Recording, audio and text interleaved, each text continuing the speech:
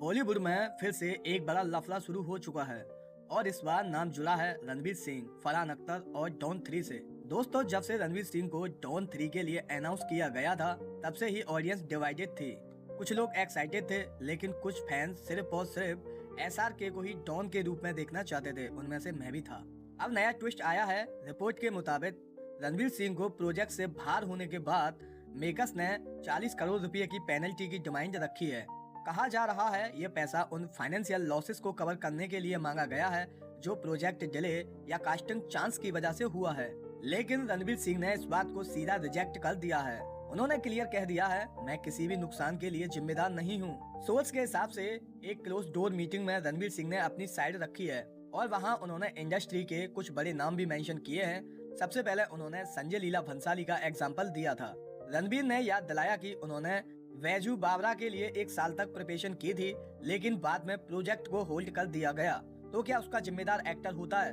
फिर बात आई शाहरुख खान की। रणवीर का कहना था कि डॉन 3 के लिए SRK से भी कांटेक्ट किया गया था।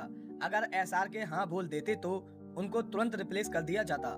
ये बात फैक्ट है भाई। जब SRK डॉन 3 में आते तो रणवीर का नाम कहीं पर भी नहीं आपको दिखता। मतलब पिक्चर क्लियर है।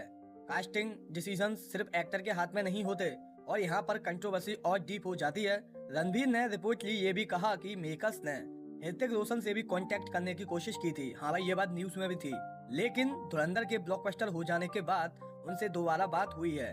तो क्या ये सब स्ट्रेटजी थी या फिर इंडस्ट्री पॉलिटिक्स का एक और चैप्टर स्टार्ट करना चाहती है? फिलहाल मेकर्स की तरफ से कोई ऑफिशियल डिटेल स्टेटमेंट तो नहीं आया है और रणवीर सिंह ने भी पब्लिक प्लेटफॉर्म पर डायरेक्टली कुछ कंफर्म नहीं किया है। लेकिन अगर 40 करोड़ वाली बात सच है तो यह बॉलीवुड की सबसे बड़ी कंट्रोवर्सी में से एक हो सकती है। अब सवाल यह है कि डॉन 3 बिना कंट्रोवर्सी के बन पाएगी। डॉन का असली सक्सेसर कौन होगा? कमेंट करके बताओ। क्या रणवीर सिंह सही हैं या मेकर्स अपनी जगह सही हैं? अगर आपको ऐसे ही फिल्मी अपडेट चाहिए तो चैनल को सब्सक्राइब करना मत भूलना, क्योंकि बॉलीवुड में ड्रामा कभी भी खत्म नहीं होता है। Thank you.